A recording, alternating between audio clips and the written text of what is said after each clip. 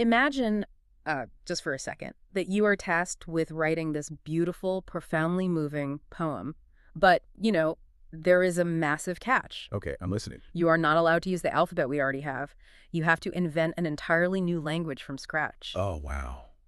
That sounds exhausting. Right. You need to come up with new symbols, invent new grammar rules, conceptualize new sounds, and only after you've built that entire linguistic foundation are you allowed to write your poem.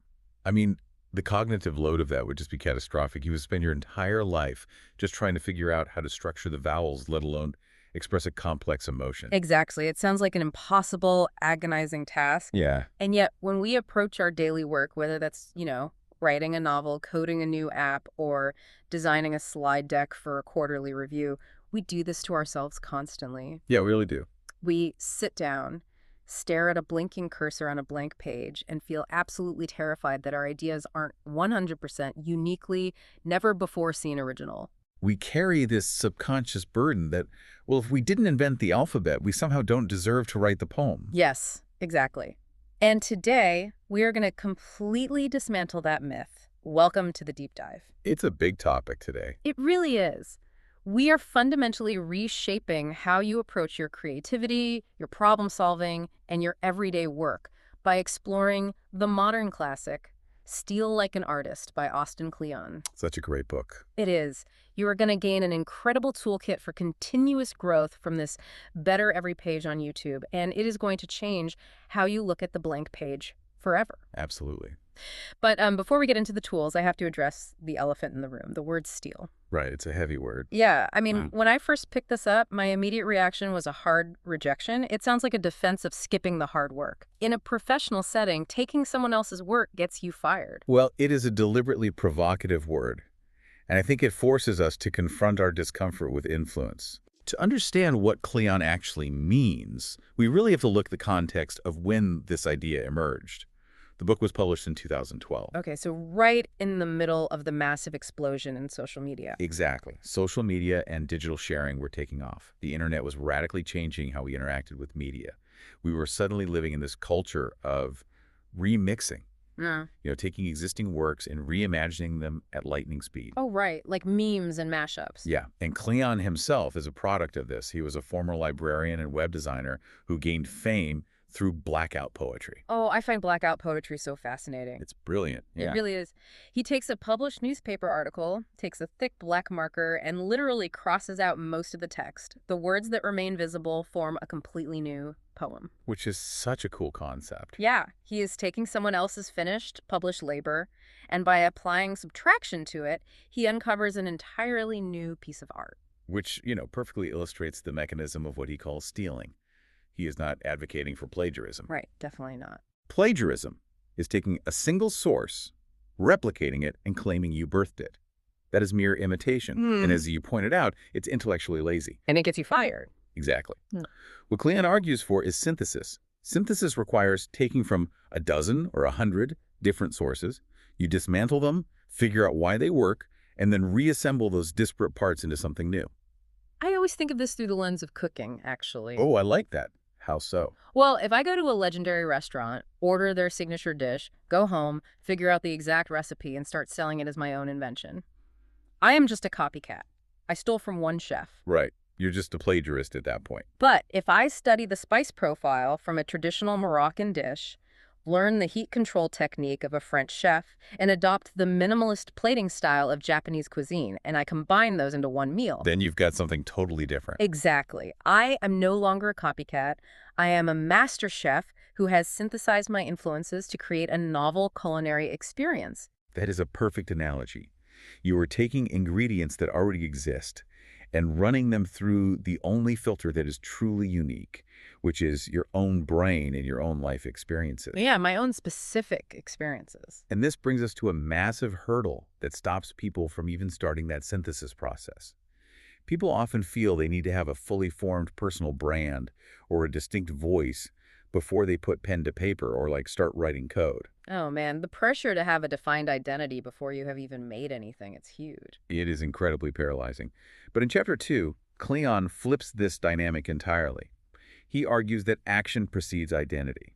Action precedes identity. I love that phrasing. Yeah, you do not figure out who you are and then start making things. You have to start making things to figure out who you are. Which makes sense, practically speaking. Right, because the neurological reality of learning a new skill is that you have to mimic your heroes at first.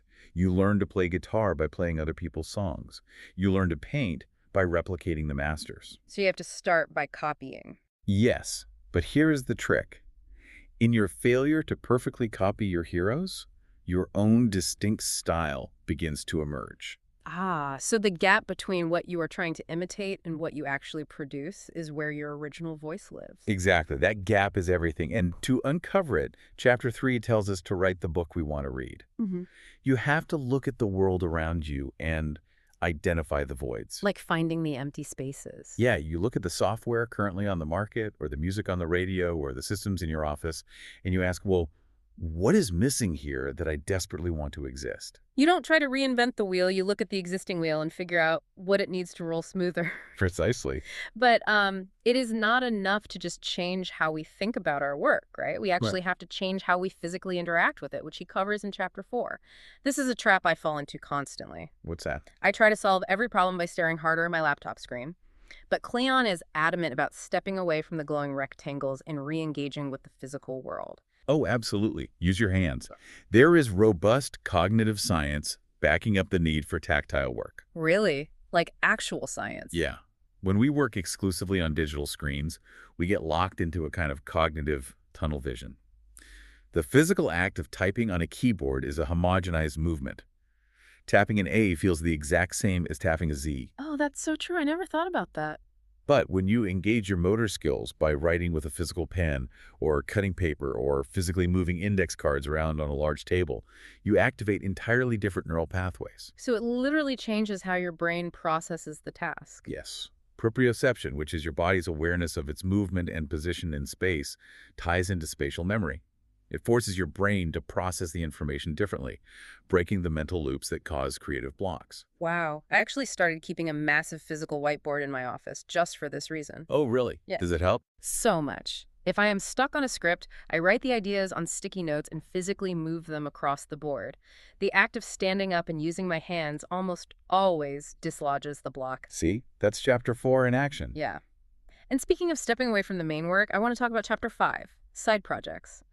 I used to feel immense guilt about my hobbies. Oh, I hear that all the time. Right. Like if I was spending time learning about history or playing a video game, I felt like I was distracting myself from my quote unquote real work. We culturally view hobbies as a diversion from productivity, but they are actually a vital engine for it. Yeah. The mechanism here is cross-pollination. Cross-pollination. Yeah. When you intensely focus on a single problem for too long, your brain exhausts its direct associative pathways. But when you step away to engage in a completely unrelated hobby, you activate the brain's default mode network. Okay, what is that? That is the background processing system that connects disparate ideas. Oh, I see. So while I'm focused on planting a garden, my subconscious is still chewing on the work problem. Exactly. And it goes even deeper than that. The structure of the hobby itself might provide the solution. How do you mean? Well, think of a software engineer who takes up woodworking as a hobby. They might suddenly experience a breakthrough in how they structure a database architecture. Wait, from woodworking? Yeah. Because both woodworking and coding require a deep understanding of interlocking foundations, load-bearing structures, and elegant joints. The seemingly unrelated domain provides a structural metaphor that solves the primary problem. That is wild. So productive procrastination is real. It is very real. And then in chapters 6 through 8, Kleon moves from what you do alone to what you do with others. He talks about community. Right, sharing your work. Yeah, sharing your work. Geography is no longer a limit in the digital age. You can connect with anyone. And he emphasizes being nice, because the world is a small town now, and positive relationships build your creative network. That makes total sense. But we also have to talk about the environment we build around ourselves to support this work, because chapters 9 and 10 throw a curveball. The boring curveball. Yeah. I always pictured the most creative people living these wild, chaotic, bohemian lives, staying up until 4 a.m., traveling constantly, never having a set schedule. That's the movie version of an artist. Right. But Kleon introduces this incredible paradox. He tells us we need to be boring. We need to establish highly structured, predictable routines. It shatters the romanticized image of the chaotic artist, but it is deeply rooted in how human energy works. Okay, unpack that for me. Creativity and high-level problem-solving require a massive amount of cognitive bandwidth. If you are constantly living in a state of chaos, like worrying about paying the bills, dealing with a constantly shifting sleep schedule, or putting out interpersonal fires, your brain is spending all of its energy just managing your allostatic load. You're basically in survival mode. So every small decision you have to make drains the same battery you need for your actual work. Exactly. That is decision fatigue. By making your daily life highly structured, predictable, and quote-unquote boring, you eliminate decision fatigue. You know exactly when you're going to wake up. You know what you are going to eat and when you are going to work. Well, You create a stable, safe foundation. And it is only from that secure foundation that your mind feels safe enough to take massive, wild, creative leaps. I love that. The structure does not limit the freedom. The structure creates the runway for the freedom. Yes, the structure creates the freedom. And finally, Chapter 10 tells us creativity is subtraction. Right, using limitations. Which actually transitions us perfectly into the deeper philosophical debate of this book. We touched on the myth of the lone genius earlier, but this is historically referred to as the myth of ex nihilo. Ex nihilo is a Latin phrase meaning out of nothing. For centuries, particularly since the Romantic era in the 18th century, Western culture has been obsessed with this concept. This idea of the tortured, solitary genius. Exactly. We built a mythology that true genius isolates itself from society and pulls masterpieces out of the ether, out of absolute nothingness. And Kleon is forcefully rejecting that. He is looking at the history of human innovation and saying, no, nothing is made out of nothing. It is always iterative. It is always collaborative. We are always standing on the shoulders of giants. Wowies. This philosophy is such a stark contrast to another famous book on creativity, Stephen Pressfield's The War of Art. I read Pressfield a few years ago, and it completely shaped how I viewed my work. Oh, The War of Art is an incredibly powerful book, but it frames the creative process through a very militaristic lens. Yeah, it really does. Pressfield's central thesis is that creativity is a brutal, solitary battle against a force he calls resistance. You sit down at your desk and you fight your internal demons to get the work done. It is you against yourself. It is a very isolating way to view work, honestly. Kleon, on the other hand, frames the process as a massive, joyful, communal gathering. Joyful is the perfect word for it. Right. You aren't locking yourself in a room to fight a war. You are walking out onto a global playground. You are joyfully embracing external learning, looking at all the brilliant things other people have made, and asking, well, how can I play with this? And that playground mindset relieves so much of the anxiety of production. It changes the boundary conditions of your work. How do you mean? You are no longer responsible for birthing something entirely alien to the world. Your only responsibility is to be an active, curious participant in a lineage of ideas. Okay, but doesn't that bring up a challenging ethical question? Like, if all of our ideas, all of our art, and all of our solutions are ultimately derivative of what came before, does that make our individual voices less special? Are we just recycling the past? I mean, it is the natural fear, but the reality is the exact opposite. Right. Recognizing your influences doesn't diminish your voice, it anchors it. It anchors it. Yeah, it connects you to a much grander, ongoing human tradition. Your uniqueness isn't determined by your ability to create out of nothing. Your uniqueness is determined by your specific, unrepeatable curation of influences. Oh, because no two people have the exact same inputs. Exactly. No one else has read the exact combination of books you have read, had the exact conversations you have had, or lived the exact experiences you have lived. When you synthesize those specific inputs, the output can only be uniquely yours. Okay, that makes so much sense. Let's pull this down from the philosophical clouds, though, and get incredibly practical. Let's do it. If I'm listening to this right now, and I want to start applying the synthesis process to my daily work, where do I start? Because the book provides some brilliant, actionable frameworks, and the first one is building a family tree. Yeah, the family tree is a fascinating exercise in tracing creative lineage. You pick a creator, a business leader, or a thinker whose work you deeply admire. Okay. You study them, but then you go a step further and you find out who influenced them, who were their mentors? Who did they study? Going back a generation. Right, and then you find out who influenced that second group of people. You are basically building a genealogical map of ideas. Yes, and the psychological benefit of this is immense. It demystifies genius. Because you see how they got there. Exactly. When you see that your hero didn't just invent their brilliance out of thin air, but actually built it by studying 3 other people, they become human again. It gives you a roadmap of ideas to study, and it proves that the process of synthesis is how greatness is actually achieved. Which leads directly into the daily practice of maintaining a swipe file. This is probably my favorite tool from the whole book. It is so useful. A swipe file is just, a curated folder. It can be a physical shoebox on your desk, an album on your phone, or a folder on your desktop. Just somewhere to put things. Right. Whenever you encounter something out in the world that makes you pause, like a brilliant quote, a striking color palette, a clever piece of code, or an amazing email subject line, you don't try to memorize it. You just save it in your swipe file. So let's look at how this functions mechanically in a modern professional scenario. Let's say you are tasked with designing a new marketing strategy, or perhaps a complex user interface for an app. Okay, setting the scene. You are sitting at your desk, the deadline is approaching, and you are completely stuck. What is step 1? Step 1, I don't try to force an original idea out of my stressed brain. I open my swipe file. I just start flipping through all the things I've collected over the past year. You're not looking for a campaign to copy, right? No, definitely not. I am looking for a spark. Maybe I see a photo of a piece of brutalist architecture I saved 6 months ago, and the sharp angles of that building suddenly give me a metaphor for how to structure my presentation. I am pulling an idea from an entirely different domain. That is perfect. And once you have that spark, you move to step 2, applying constraints.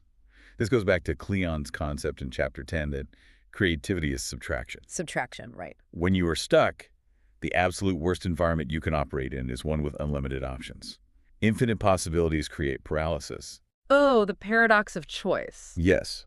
So you must impose a harsh limitation on yourself. Tell yourself, I am only allowed to use 3 colors for this entire design. Or I must summarize this dense 50-page report in exactly 4 sentences before I'm allowed to write the full draft.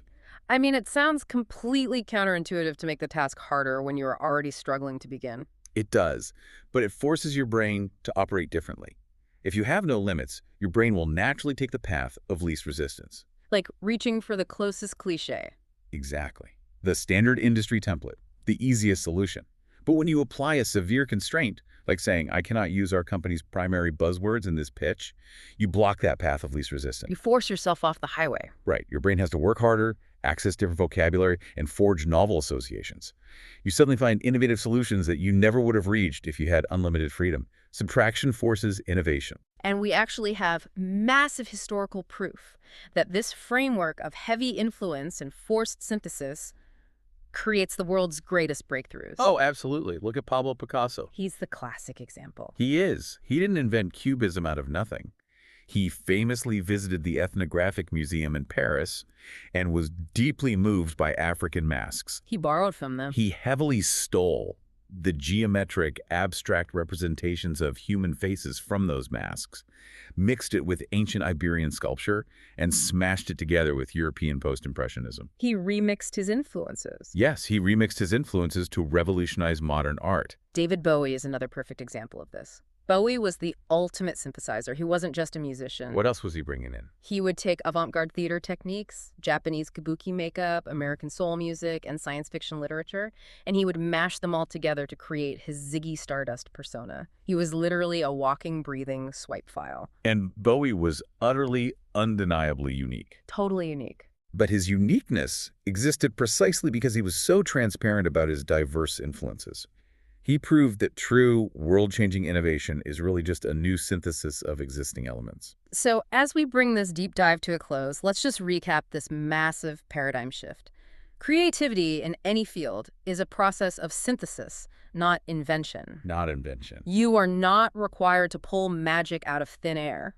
And the most liberating part of this is that you do not need to be a traditional artist holding a paintbrush to benefit from it. No, not at all. Whether you are a logistics manager trying to optimize the supply chain, a teacher designing a lesson plan for restless students, or an entrepreneur pitching a startup, you can curate your influences to build better solutions. The profound transformation this book offers is a change in mindset. It allows you to let go of the paralyzing anxiety of, oh, I'm not original enough. Such a relief. It replaces that anxiety with the deeply liberating realization that you are an active participant in an ongoing global exchange of ideas. You are allowed to participate. You are allowed to be influenced. You are allowed to build on the work of others. We want to thank you so much for joining us on this journey today. We truly hope you found immense value in this Better Every Page on YouTube. This conversation completely reframes the pressure of the blank page, and we hope it gives you the freedom to start creating right now. And before you go, I want to leave you with a final, slightly provocative thought to reflect on. Ooh, let's hear it. We have established today that your creative output, your work, your ideas, your solutions, is simply a mashup of everything you let into your mind. So take a hard look at your inputs today. Your diet of information. Yes. Look at your daily diet. What media are you consuming? What conversations are you engaging in? What environments are you spending your time in? What are you actively swiping right now? That's a great question. If you are just a synthesis of your influences, well, are you feeding your brain the ingredients you actually want your life's work to taste like? Wow, because if you don't like the poem you are writing, maybe you don't need to endure the agonizing process of inventing a brand new language. You just need to spend a little more time reading the dictionary, keep collecting those letters, keep remixing those ideas, and we'll see you on the next deep dive.